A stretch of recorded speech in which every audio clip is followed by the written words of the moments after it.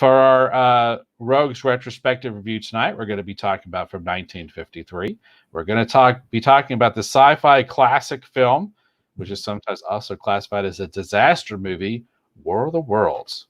So just real quickly here, it was released on February 20th in 1953. The director was Byron Haskin, and it won an Academy Award for Best Visual Effects. Can you tell I'm reading this information from the internet? So here's a summary real quickly. Scientist Clayton Forrester, played by Gene Barry, and Sylvia Van Buren, played by Anne Robinson, are the first to arrive at the site of a meteor crash. Soon after, an alien war machine emerges and begins killing at random.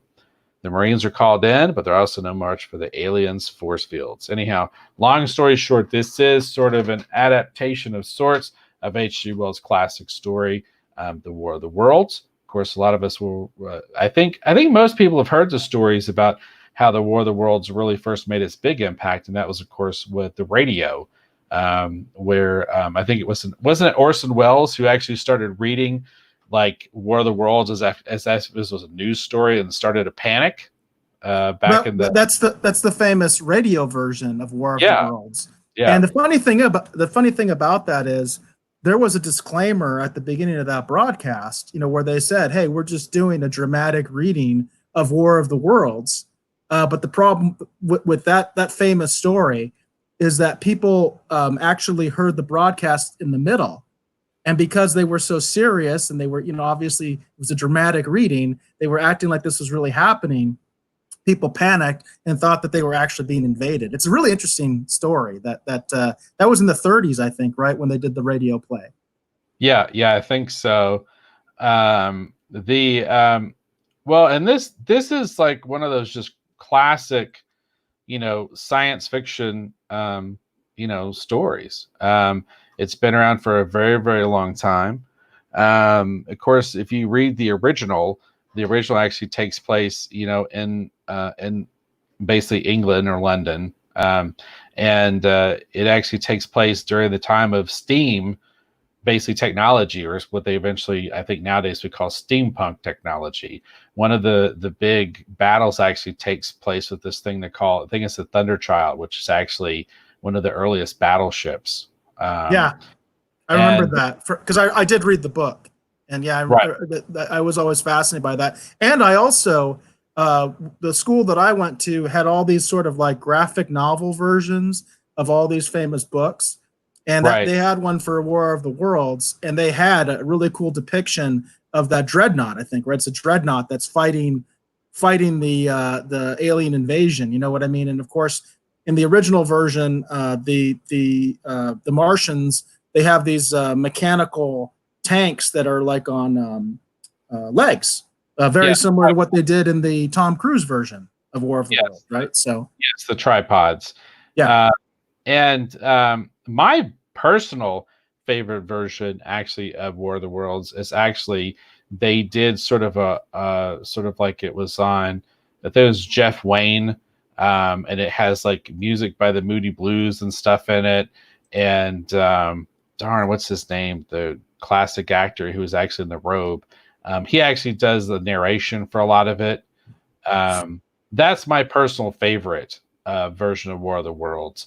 And that we used to have that on cassette, and that would get passed from like studio to studio back in the day. And we would listen to that late at night while you were working. So you'd be drawing and penciling comic pages late at night, and you'd be listening to Jeff Wayne's adaptation or version of War of the Worlds.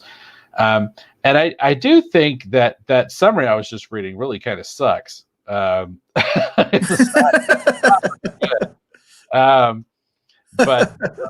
and again, this is classic literature. It starts off with, no one would have believed in the last years of the 19th century that this world was being watched keenly and closely by intelligences greater than man's, and yet as mortal as his own.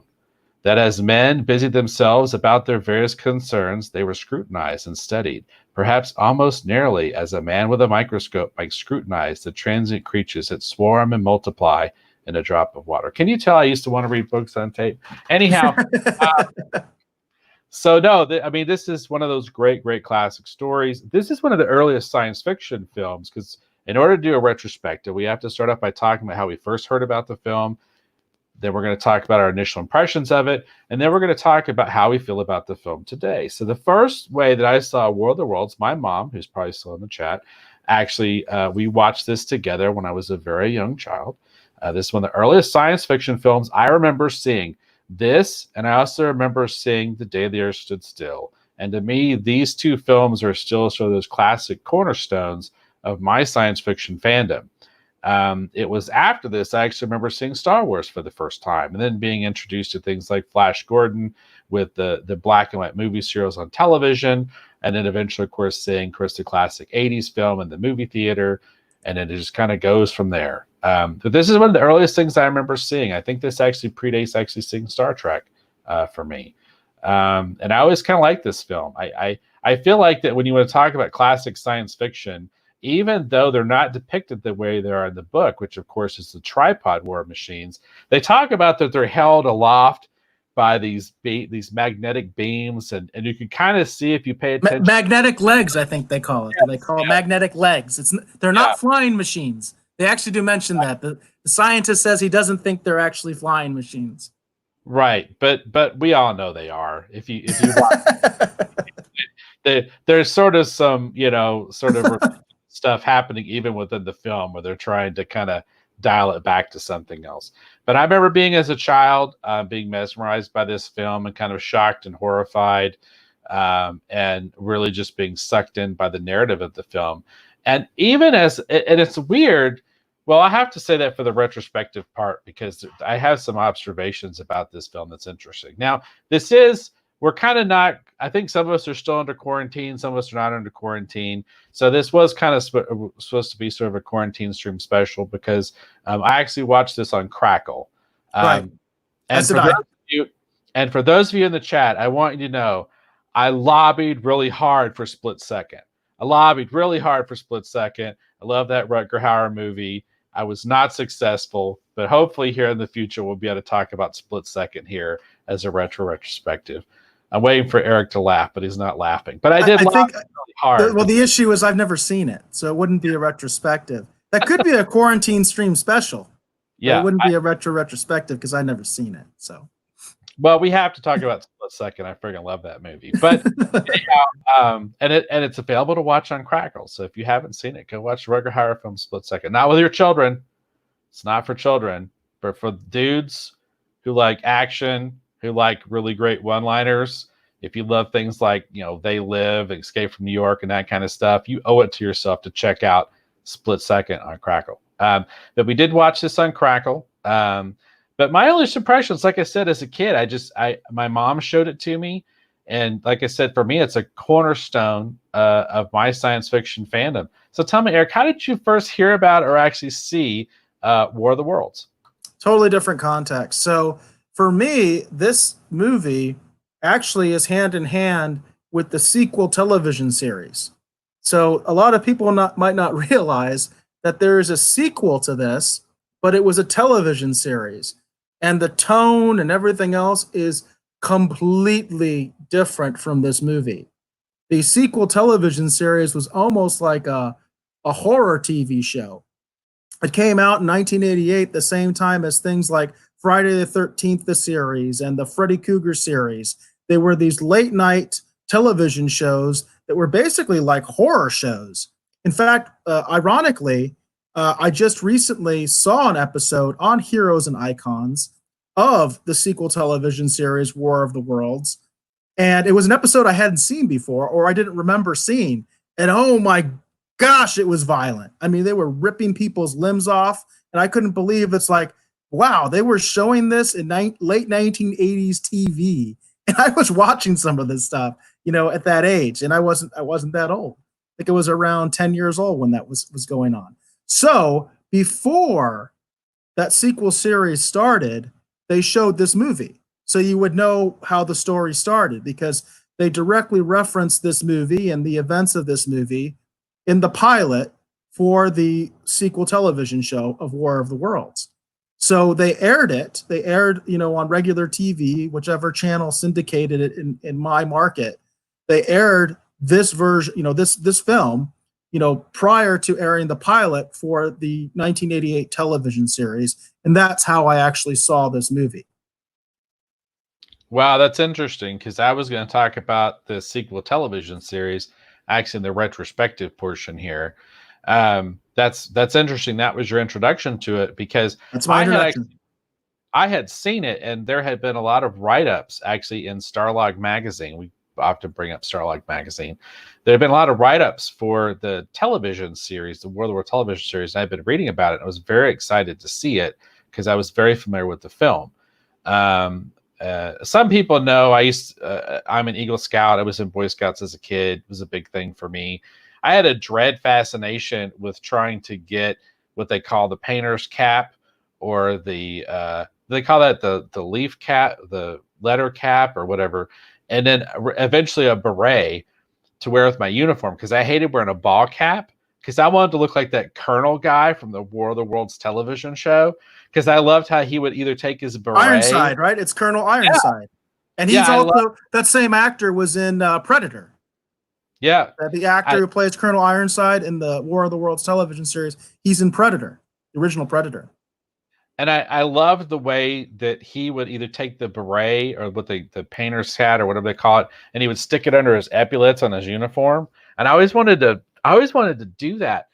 And we were allowed to wear them for uniform code, but you couldn't find the berets or the painter hats anymore. I used to go to Army Surplus. I went everywhere trying to find one, because it would work for uniform regs, but I couldn't find it. But anyhow, that's an aside. I quite liked that television series actually as a kid. And actually there was actually a story, a later story for Bushy Tales, that actually picked up actually after the War of the Worlds television series. We weren't going to make it directly linked, but we were going to basically tell the story of the last surviving Martian from the War of the Worlds in Bushy Tales, because I freaking loved that show so much. It was so much fun. So anyhow, and yeah, it was incredibly violent. So we want to talk about the War of the Worlds today. So I did eventually, obviously, many years, I'd seen it off and on for many years. I did used to own it actually on VHS. And I actually owned some of the episodes, actually the sequel television series as well on VHS. So I was very familiar with it. And I watched it off and on for years. But it's been a long time since I've seen it now. My wife and I, we did get rid of a lot of our VHS collection years ago. Is it Colonel Iron Horse? Manasan corrected us. It's actually Colonel Iron Horse for the War of the Worlds television series. I love that character, by the way. Yeah, I did too. I thought he was the coolest. So I wanted to dress like him when I was in uniform. So we did rewatch it. To me, the film still kind of stands up. It very much, it hits all the beats I remember.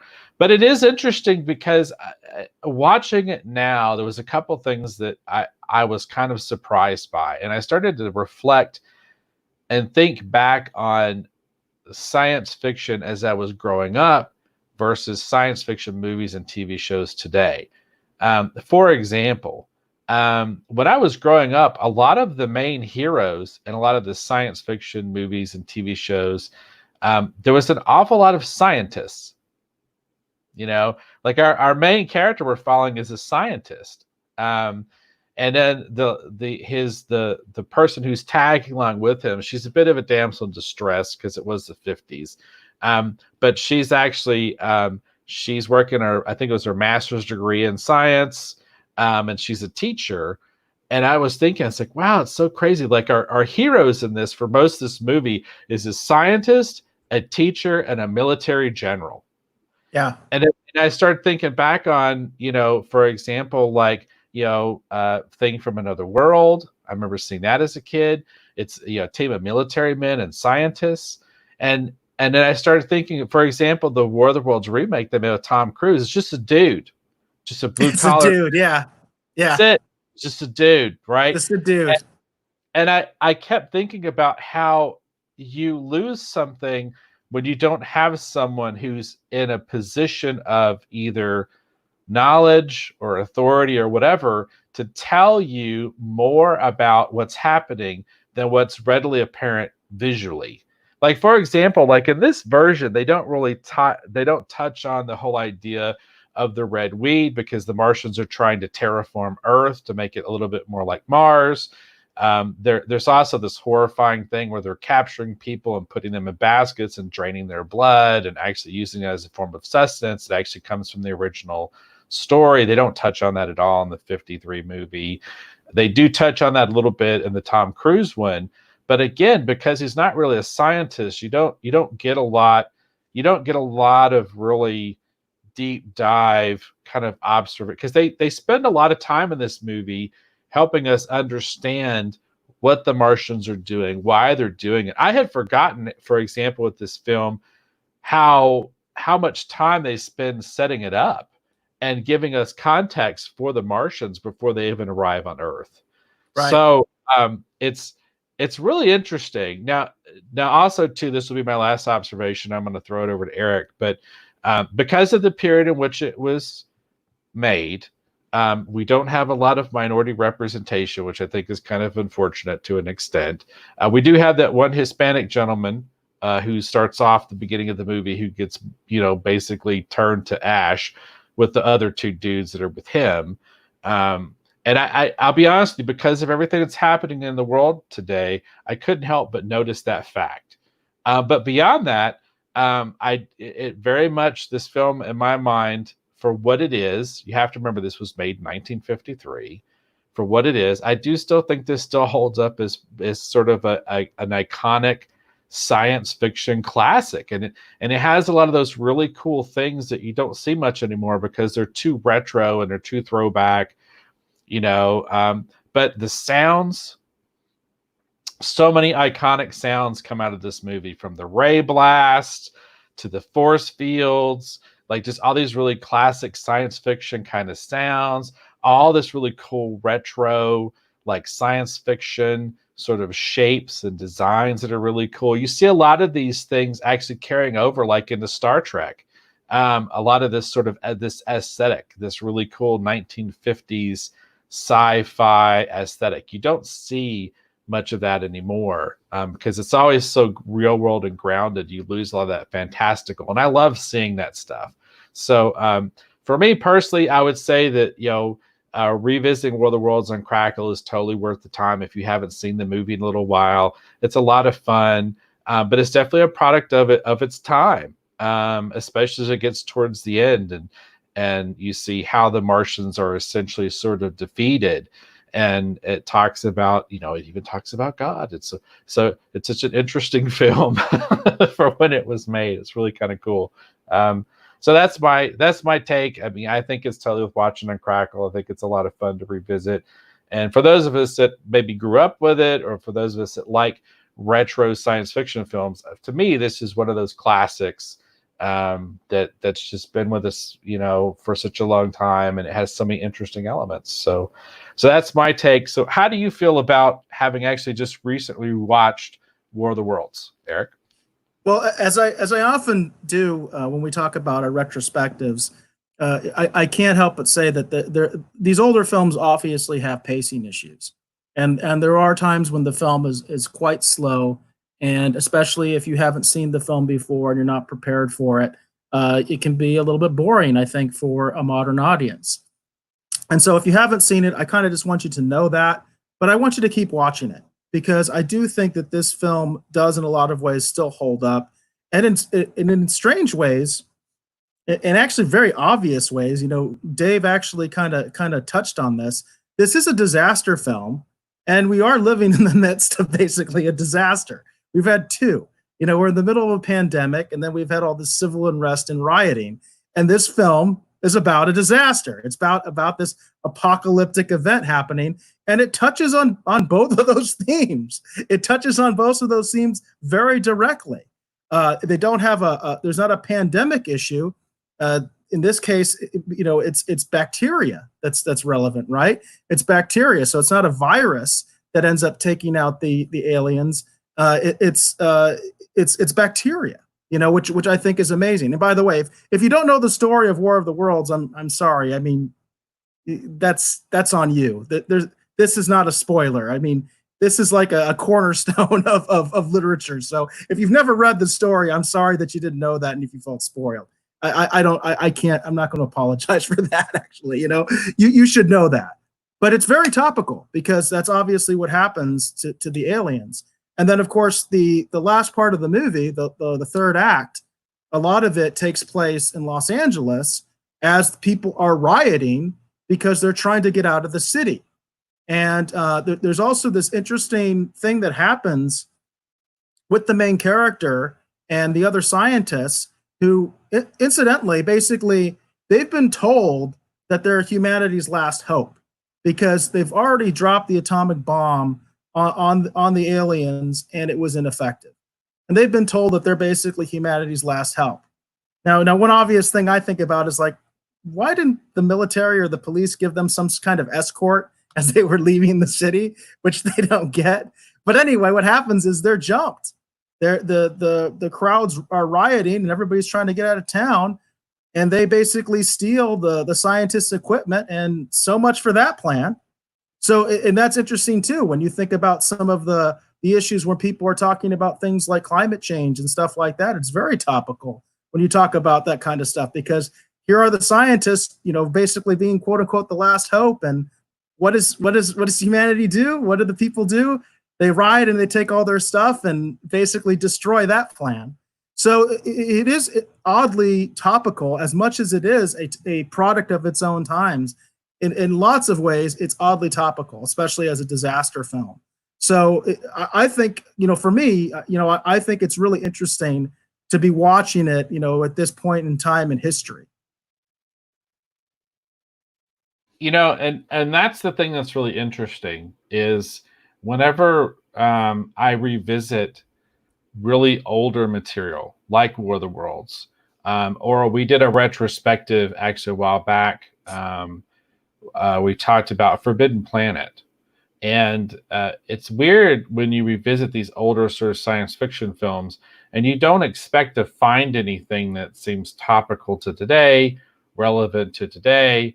For example, another one is I like to sometimes have old radio dramas on. And I have a real fascination with voice stuff, like Audible and all that kind of stuff. And I'm often listening to old radio dramas. And it's crazy, like how we sometimes are reliving things. Like you'll be listening to old episodes of Dragnet, and it's like, wow, those jokes are punchy. They still work. And wow, this is oddly relevant. And it feels like we're talking about today, but you're talking about something that's from the 40s. You're talking about something that's from the 50s. It kind of goes back to, again, talking about that same idea that we touched on earlier, this idea that a lot of this older content, there's still something interesting to learn from it sometimes. There's still something interesting to pull away from it that causes you to think. It's interesting how well crafted a lot of this stuff is, that if you give it the opportunity and if you watch it, how a lot of times this content actually still holds up and has still a little something to say, or sometimes, depending upon, again, the context that you give it, the thing that you can actually walk away from it as far as like a teachable moment. And it was, I'd be honest with you, I did find it disturbing how at times, oddly relevant this film felt. Well, I love that term, oddly relevant. And there's a comment from Manasan that fits in perfectly with that I forgot about, and it really stuck out to me. It said they even had the old flying wing drop the bomb on the alien warships. And you know what that made me think of was Independence Day. In Independence Day, they used the stealth bomber to attack the aliens. And I forgot that. I didn't realize that they stole that from War of the Worlds, because in War of the Worlds, they actually have the flying wing drop the atomic bomb. Isn't that crazy? I mean, I think that's crazy. Well, and the thing that's interesting too about this film too is because so much of this stuff is practical effects. I think that flying wing footage was real. Right. It's really interesting, isn't it? I mean, I forgot about that. And the fact that basically was the precursor of the stealth bomber. And then it was like, oh my God, Independence Day totally ripped this movie off. You know what I mean? I was just like, granted, at least they ripped off one of the classics, you know what I mean? But still, I just was like, that's really, again, as you said, like oddly relevant. And I'm glad, Manasan, that you brought that up, because that was something that stuck out to me quite a bit. Is like, I think a lot of people would be taken aback by that and be like, hey, flying wing, oh, that looks like the stealth bomber. You know what I mean? That kind of a thing. And then Chris mentioned something, by the way, I appreciate this, Chris, because I was talking about the the false spoiler alert, or I'm not going to do that. Right. He said spoiler alerts only apply to 1 year or newer movies. So I don't know if we'll totally adopt that rule, Chris, but in this case, I think a novel that was made, gosh, when was the novel made, Dave? You know what I mean? It's like, it's been like 100 years that this thing has been around. So it's like, if you don't know the basic story by now, I just don't know what to tell you, you know? Yeah, it's been around a very long time. I'm going to look it up just out of curiosity, because I don't honestly remember when it was originally published. But yeah, this story's been around a long time. It's been adapted so many different times. I mean, so it's really about the way that it's portrayed. You know what I mean? It's not so much about what happens, because you kind of know what's going to happen, but it's about the way that it's done. Like you know, I have an appreciation also for the Tom Cruise version, although you know, they're all going to end up in the same place, but they kind of get there a little bit different ways. They emphasize different things, like you mentioned. You know, like they don't have the terraforming going on in this version, right? Well, and it's interesting too, because this I hadn't thought about this, but this does kind of, you know, loosely connect back into our Back to the Future that we just finished, because, you know, Doc Brown talks about his love of H.G. Wells, and that's what helps him connect with is it Clara Clayton, the school teacher, because she also loves they like Jules Verne. Their connection with Jules Verne, but even farther back. Yeah, right. But yeah, War of the Worlds was originally published in 1898. Yeah, so it's Jane mentioned that it's 1898. Yeah. That's crazy. So it's like, if you don't know this story by now, I don't know what to tell you. You really need to get out more, and you need to read some books or something like that. That's all I can tell you. You know, but Man of Sand mentions, because we were talking about some of these callbacks and some of these other movies that are clearly influenced by this. And again, this shows like sort of the historical value of the film. Man of Sand says various later movies like Buckaroo Banzai, Independence Day, Skyland, Battle of Los Angeles have callbacks to War of the Worlds. And I haven't seen all those movies, but I have seen Independence Day and I have seen Battle of Los Angeles, and I totally agree. There's no question that this film influences those films. And, you know, we talk, you know, it's one of those things when I think of those classic, also too, just for science fiction purposes, when I think about those classic sort of like ship designs, the Martians war machines from this particular version, I feel like they're one of the most classic science fiction, you know, kind of looking designs, because they're so iconic and they're so specific just to this film. I mean, to me, when I think about great science fiction films, I obviously think of the Enterprise, I think of the Millennium Falcon, and I think of the war machines actually from War of the Worlds. You know, if I had a friend who built really killer models, like, I'd love to have one of these War of the Worlds machines, because they just represent that period in science fiction so well. And it's really cool. They're really interesting design. They're very alien looking. You know what I mean? They're very alien looking, and I do think that whoever came up with this design really should be commended, because you're right. I think they are iconic. It's a very neat design. And the thing that's cool is that it's so specific, you know, just to this particular version of the film, this particular version of the story with the film. And one of the things that's neat about it too is, I think this was one of the earliest films. I think this might have been one of the earliest films in color, because this film is so interesting because of the colors. Like, for example, like, I love The Day the Earth Stood Still, and it's a great sci-fi classic, and I wouldn't want to watch it, you know, recolored. You know, I'm not even suggesting that, but it's a shame that isn't in color. You know what I mean? Because this is, you know, that image I picked, if you saw the graphic that we used for the show tonight, you know, that image of that war machine with that blast going off, behind the Mandalorian we put together. I picked that image because there's such great use of color in this. The Martian war machines, they have sort of a reddish copper, and they've got these green accents. I mean, it's really cool, really cool. So. Yeah, that's the image right there. We were talking about it earlier. I think it came out. They do kind of, you can actually kind of see the Mandalorian fighting the Martians. You know what I mean? Yeah. They do kind of blend well together. Yeah. So, but yeah, so my big takeaway from this is that it's oddly relevant at times. Even on honesty, like I said, the things that it kind of omits, you know what I mean? As well as the things that it actually portrays and the things that it says. I think there's something really interesting to experience and to kind of relive if you haven't seen this movie for a while. Because like I said, for me personally, it's one of those cornerstones of science fiction. Because this is one of the earliest things I remember watching with my mom, and what's helped usher in and get me interested in science fiction. I've always quite enjoyed this film. So I can't recommend revisiting War of the Worlds. I can't recommend watching War of the Worlds enough. But I have to agree with Eric too. I could see the pacing issues. I think for me, the pacing issues aren't quite as much a problem just because I grew up with it. But I could definitely see that some modern audiences might think it's definitely slow. But the other thing too is I like the idea that they take the time and that the scientists explain so much of this, because it really helps you better understand what's happening with the story.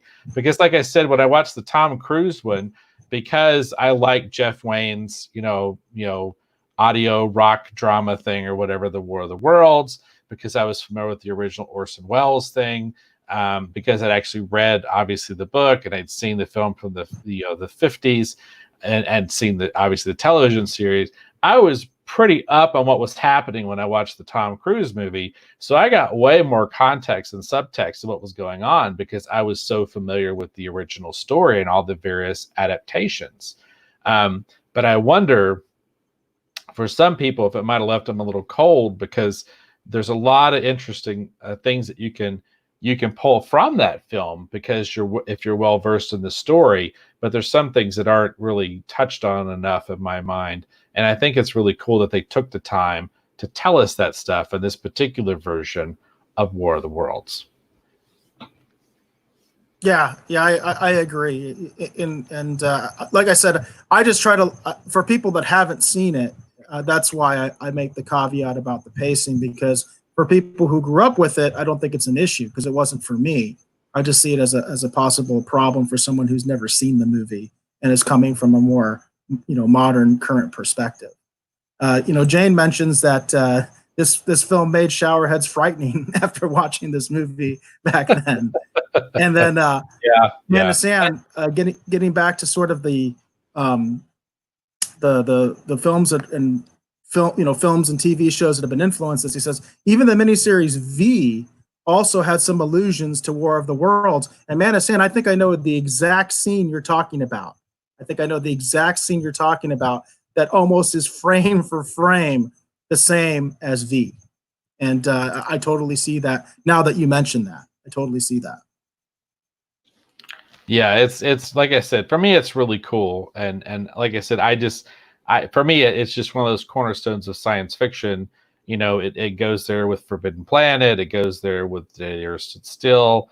Thing from Another World, which of course, John Carpenter would remake into this really amazing, update with The Thing. I mean, it's just really cool that it's just, for me, it's just one of those classic cornerstones of science fiction.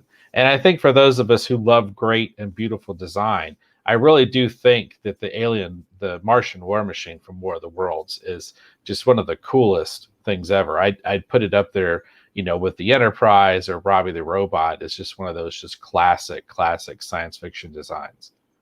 I totally agree.